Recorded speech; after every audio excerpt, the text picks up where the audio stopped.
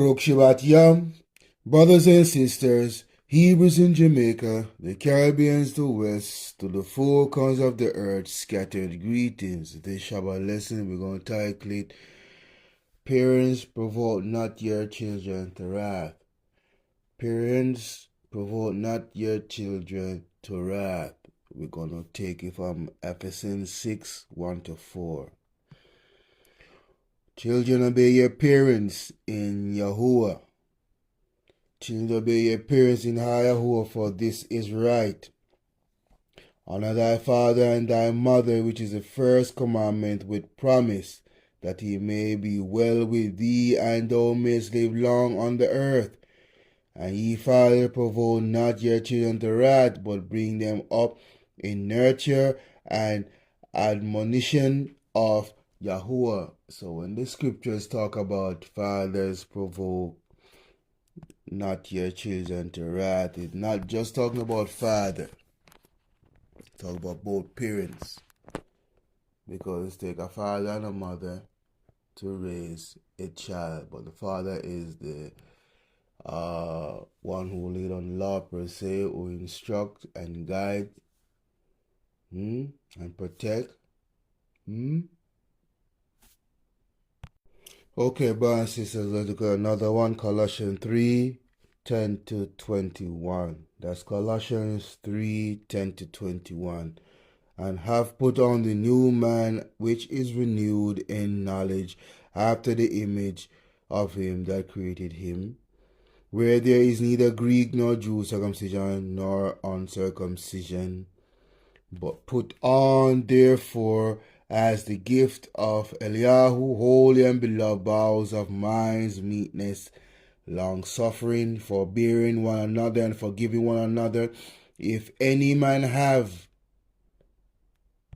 a quarrel against any, even as Mashiach forgave you, so also do ye. And above all these things, put on charity, which is the bond of perfectness. So when those who read the Bible see this, the wicked see this, they think that charity, by giving charity, is somehow gonna wash away their sins, right? But there's a lot of attribute that goes with giving charity that will make you perfect in the eyes of the Most High. You see what he's saying? In verse 12, put on therefore as the elect of Eliyahu, holy and beloved, bowels of mind, 1 meekness, 2 long suffering, 3 forbearing, 4 one another, forbearing one another, and forgiving one another. If any man have a quarrel against any, even as the Mashiach forgave you, so also do ye. So these are attributes you need to have, right, in order to be bond of perfectness, along with your charity. So we're going to precept 14 of Colossians. So we're going to go to Ephesians for that, right? Okay, brothers and sisters, take a look at the screen. We're going to go to Ephesians 8, Ephesians 2:8-10. So we precept in verse 14 of Colossians. Right, brothers and sisters, so Ephesians 2:8-10. For by grace are ye saved through faith, and that not of yourselves. So listen what Paul said. He said, for by grace are ye saved. So what is grace? Who give grace? Yahusha. Yahuwah gave grace. So by grace are ye saved through faith. So you have to, in order to get grace and to be saved, you must have what? Faith. And who are you going to have faith in? The Mashiach Yahusha. You understand? Because he is the door to the Father. You see, and not of yourself. So you can't have faith in yourself, and you can't give yourself grace. Or the most I can give it grace. You understand? It is the gift of Eliyahu. So what? Grace and faith is what? The gift of Eliyahu. So you can't give yourself grace, because you cannot save yourself. You understand? When it comes to spiritual things that concerning the Most High and His commandment and His ways and His words and His deeds. You understand? It's a gift. Faith and grace is a gift, right? For by grace are ye saved through faith, and not of yourselves. It is the gift of Eliyahu. So faith and grace is the gift of Eliyahu, given unto those who believe in the Mashiach Yahusha and the keeping of his commandments. Verse 9, not of works. So see again, not of works. So what it says in Colossians 14. What it says in Colossians 14, brothers and sisters. What it says, brothers and sisters, in Colossians 3, 10 to 21. It says in verse 14. And above all these things, put on charity. And what charity entails? Works. Human work, right? Human deeds, right? But in order to do that and to gain perfection, bond of perfectness, you have to do 13 and 12. You have to have these attributes of 13 and 12. Put on therefore as the elect of Eli holy and beloved vows. So how are you going to put on holy and beloved vows? You have to be keeping the commandments. And the Ruach HaKodesh is going to give you these attributes, because these gifts from Father Yah in Yahusha's name through the Ruach HaKodesh. The Ruach HaKodesh is going to dispense these things. So your works will not save you, brothers and sisters. You see. So we'll go back to Ephesians 2, 8 to 10. We have verse 9. Not of works. So we just discuss that, right? In order for you to have charity, you have to have holiness, love, meekness, and so forth and so forth. Right? So it's not of works, lest any man boast. Not of works, lest any man should boast. That means this is not your work, but the works of the Most High. It's a gift that the Most High gives you in order to perform such things. And if you're wise enough, you will acknowledge that this is from the Most High Yah through his Holy Son Yahusha HaMashiach. Verse 10. For we are his workmanship. So you see that we are his workmanship. We like the clay. The Father is the molder. He molds us. You know what I mean? To become the workman. And the workman is the man that go out and do the work of the Most High Yah. What is the works of the Most High Yah, brothers and sisters? Telling the people about the word of Yah. Come back to the Most High's commandments, brothers and sisters, in Yahusha's name. That's the workman. For Yah is workmanship created in the Hamashiach Yahusha unto good works which Eliyahu had before ordained that we should walk in them. So you see that before ordained, that means the Most High know who it is, will do his work in this final hour. So when you see people doing these work, the true work of the Most High, rightly divine the word of the Most High, acknowledging who the people of the Most High is, the ethnic people of the royal house of Israel. You understand? Those who are doing that was ordained before time. That they would do such a thing and walk in them always. You see, brothers and sisters. Alright, so we're back in Colossians 3, 10 to 21. So we had verse 15. And let the peace of Eliah rule in your hearts, to the which also ye are called in one body, and be ye thankful. Let the word of the Mashiach dwell in you richly in all wisdom, teaching and admonishing one another in psalms and hymns and spiritual songs. So this is the workmanship the Most High talking about in Ephesians. Right? Let the word of the Mashiach dwell in you. So by the word of the Mashiach dwell in you, it gives you what, brothers and sisters? Holiness. It gives you kindness, meekness. The same thing it says in Colossians right here in verse 12. Put on therefore as the elect of Eliah holy and beloved bowels of mercy, kindness, humbleness of mind, meekness, long suffering, forbearing one another and forgiving one another. If any man have a quarrel against any, even as the man shall forgive you, so also do ye, brothers and sisters. Hmm? And how you going to do these things? It shows in verse 16, let the word of the Mashiach dwell in you richly. And when the Most High dwell in you richly, you can put on, therefore, as the elect of Eli, holy and beloved bowels of mercy, kindness, and homeless. Because what? You accept the word of the Mashiach, you believe in the Mashiach Yahusha and his father Yahuwah. You allow yourself for the Ruach HaKodesh to come and dwell and teach you richly in all wisdom, as what it says in verse 16. Huh? Teaching you, admonishing one another in psalms. This is the workmanship, brothers and sisters, and hymns and spiritual songs, singing with the grace in your hearts to Yahuwah. So you see the gift come back, the grace, the mercy, and the faith. Huh? Verse 17, and whatsoever ye do in word or deed, do all in the name of the Adonai Yahusha, giving thanks. So Eliyahu and the Father by him. So we're giving thanks to Eliyahu. So who is Eliyahu? Yahusha. And we know the Father is Yahuwah. And who is by him? Yahusha. Verse 18, wives, submit yourselves unto your own husbands. Wives, submit yourselves unto your own husbands.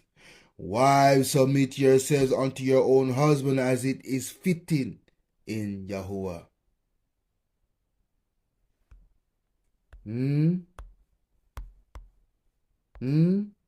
Husbands, love your wives. Husbands, love your wives. Husbands, love your wives and be not bitter against them. Children, obey your parents. Children, obey your parents. Children, obey your parents in all things, for this is well pleasing unto Yahuwah. Fathers, provoke not your children to anger. Fathers, provoke not your children to anger. Father, provoke not your children to anger, lest they be discouraged. So when the scripture talks about fathers, provoke not your children to anger, it's not talking about just the father. Like I said earlier. How you know he's not just a father? Because in verse 20, it said of Colossians, huh? It said, children obey your parents. It didn't say children obey your father. Huh? That's how you know in verse 21, it says, it talking about both parents, but the father is not just because the father is the what? The head of the household.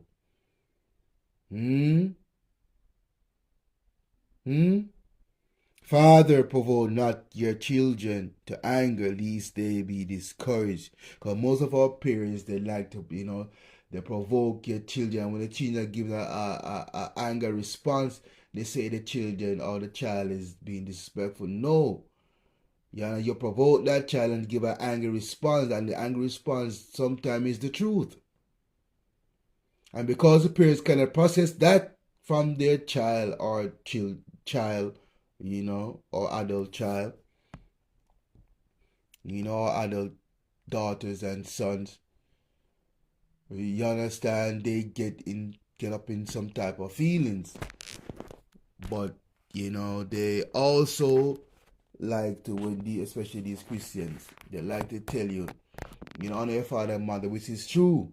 But they also forget the part where the scripture said, parents provoke not their children to wrath, so it goes hand in hand.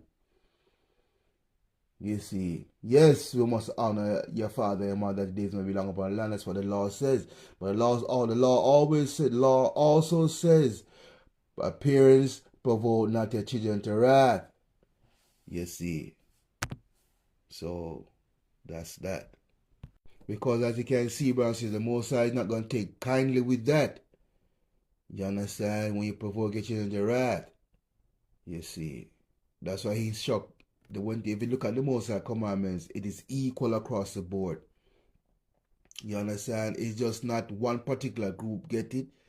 It is everybody gets covered under the law to follow the law within Israel, the house of Israel, the 12 tribes.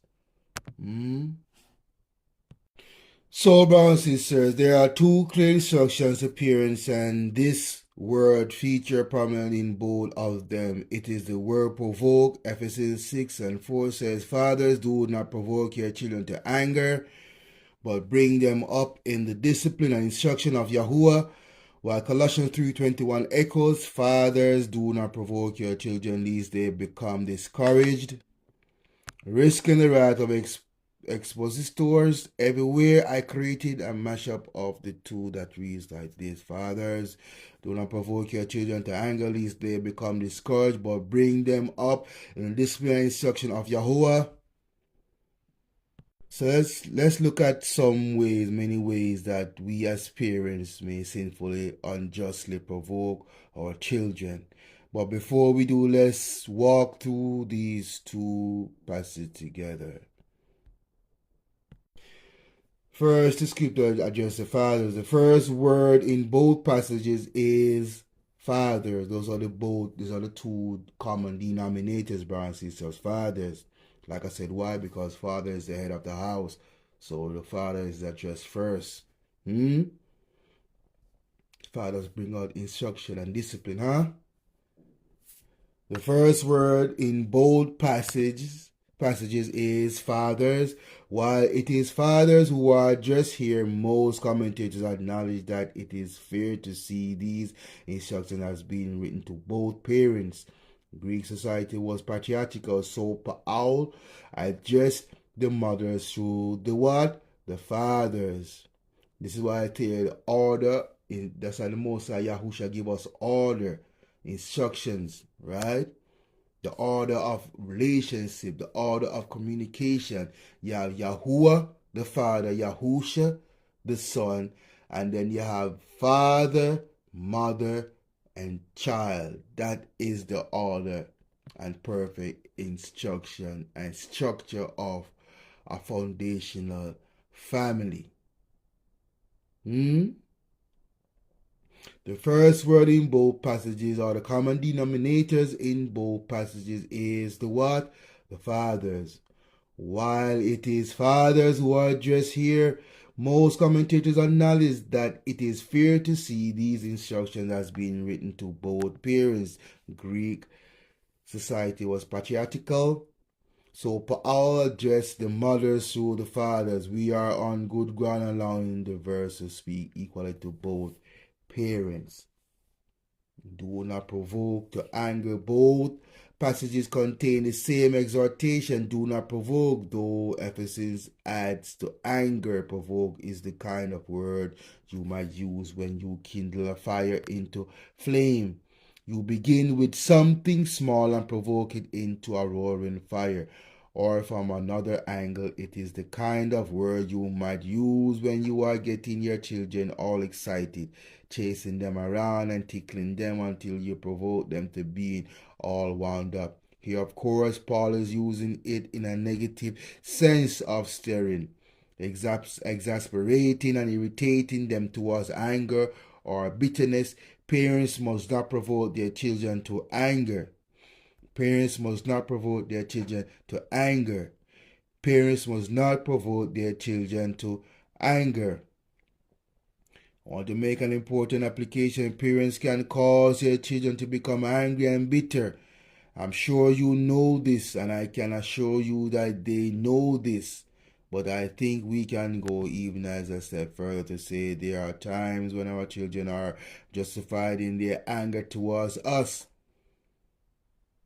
But I think we can go even a step further to say there are times when our children are justified in their anger towards us. There are times when we so provoke our children, so we so exasperate them that anger is the fitting response. It may even be the right response if that anger is expressed in righteous ways.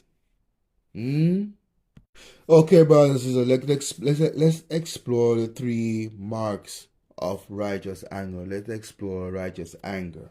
We're going to look at three. Actual sin. The first mark of righteous anger is that it reacts against actual sin. And these three marks of righteous anger is also connected to what? Judge righteously.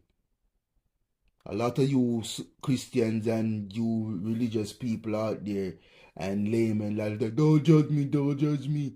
You know, God is don't judge. No, no, the scripture said judge righteously. And how you going to judge righteously is from the scriptures and the commandments. So let's move on. The 3 marks of righteous anger: actual sin. The first mark of righteous anger is that it reacts against actual sin. It arises from an accurate perception of what is actually evil.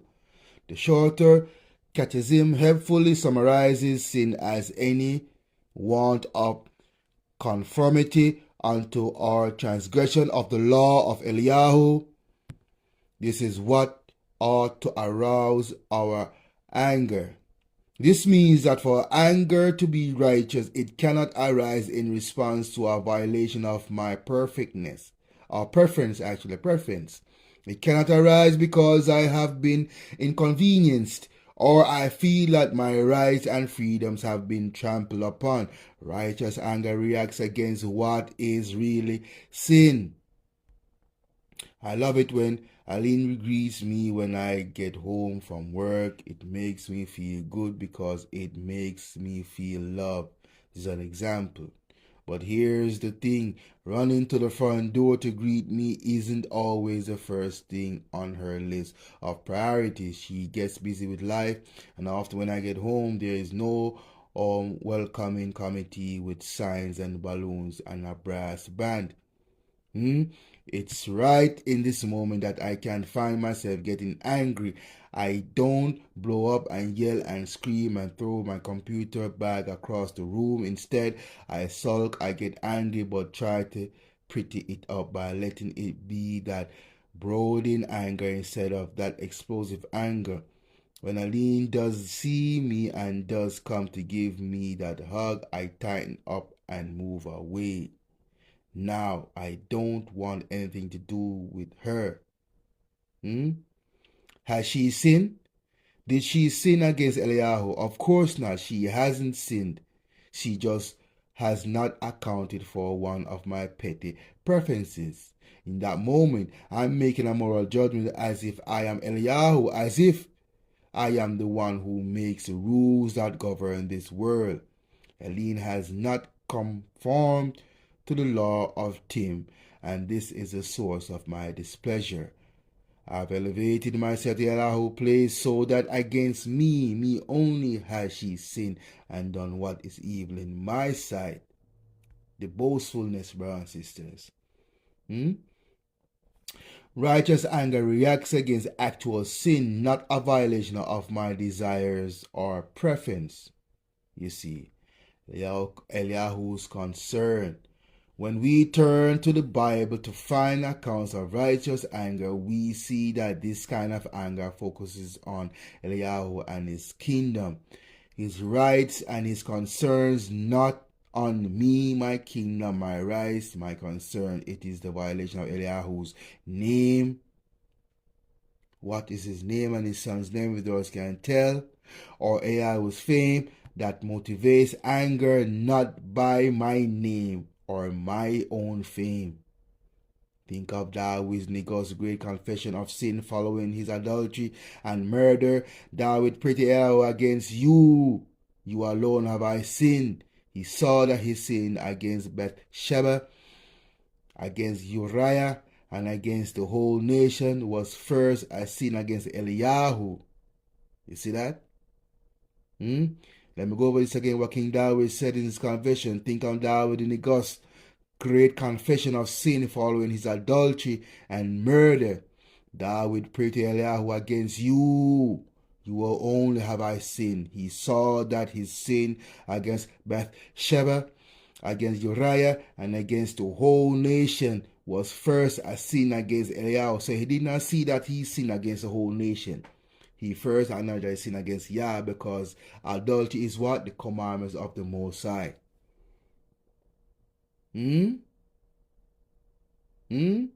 As he came to see the reality of what he had done, he understood that even before this was an offense against people, it was an offense against Eliyahu.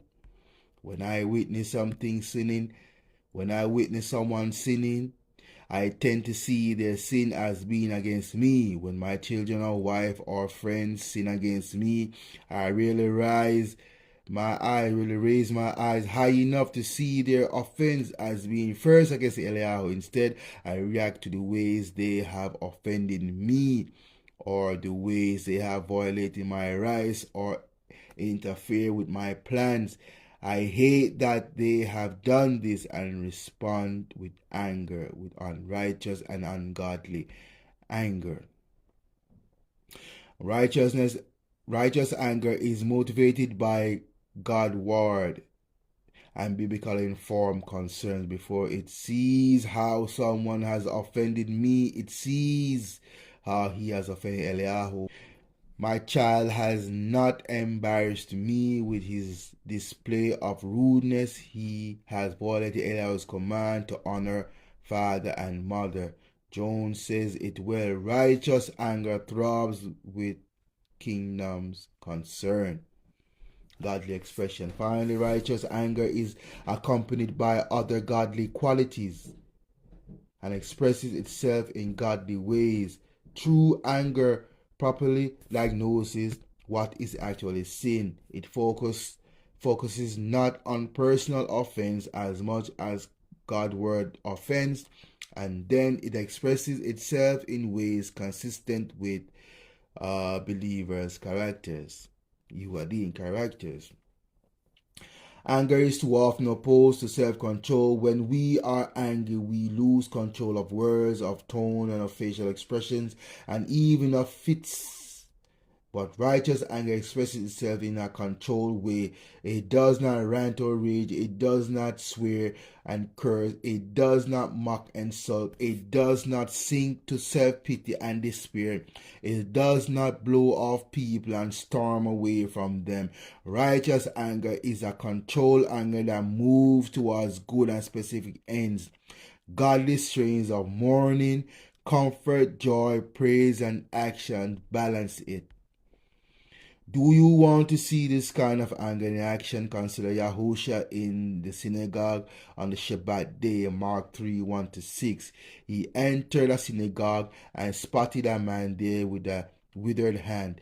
The people watched to see if Yahusha would dare heal him on this day of rest. Yahusha called the man to him and then asked the crowd a simple question.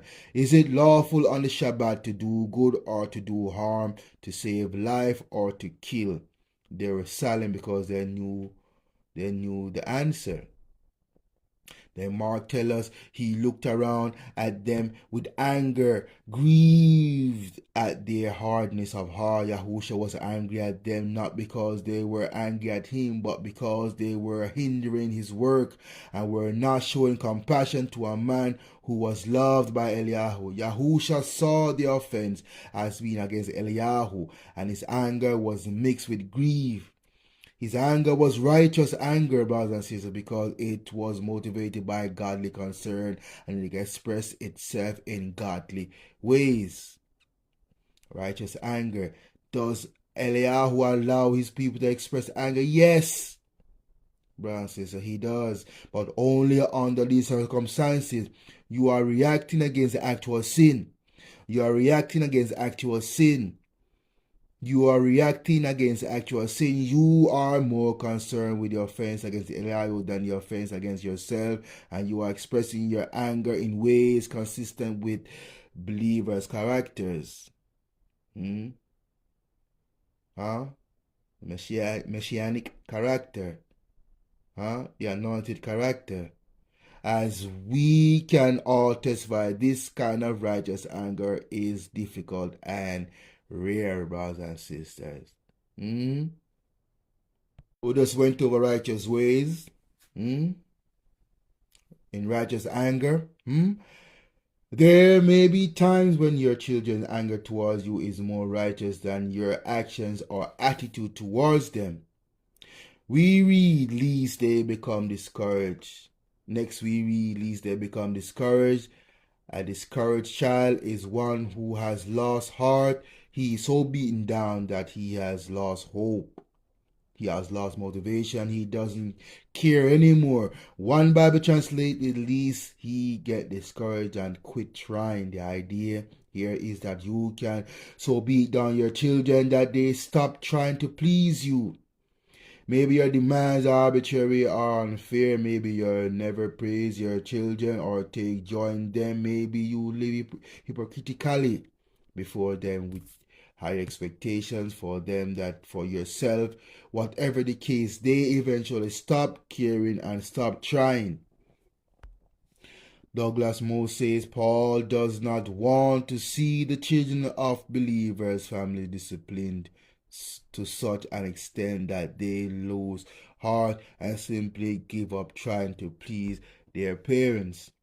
Putting it all together, Eliyahu exhorts parents in this way. Parents, do not provoke your children to anger, lest they become discouraged. On the heels of that exhortation, he offers a solution, but bring them up in discipline and instruction of Yahuwah. Do not beat down, but raise up. Do not provoke with impatience and injustice, but instead shepherd with nurture and tenderness, and do this through discipline and instructions.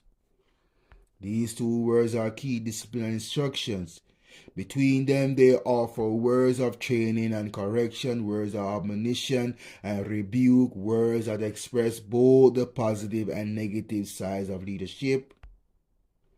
You need to correct your children sometimes with a look, sometimes with a word, sometimes with a timeout, and sometimes with a spanking. That is the negative side of parenting, but positively, you also need to teach them, explaining to them what is right, demonstrating how they are to live. The little pair of words covers both the positive and the negative sides of learning and growing, helping our children to go from folly to wisdom, from childlessness to maturity, from self-centeredness to loving others, and we trust from sin to salvation. Parents, do not provoke your children to anger lest they become discouraged, but bring them up in the discipline and instruction of Yahuwah. With all of this in place, we are prepared to look at how parents may sinfully and unjustly provoke their children to anger and discouragement. So I hope they get the Shabbat lesson, brothers. It says, parents, provoke not your children to wrath. So on that note, Bruk Yahuwah is overhot. Bruk Yahuwah Mashiach Shina, Shina Vishna, blessed love and shalom.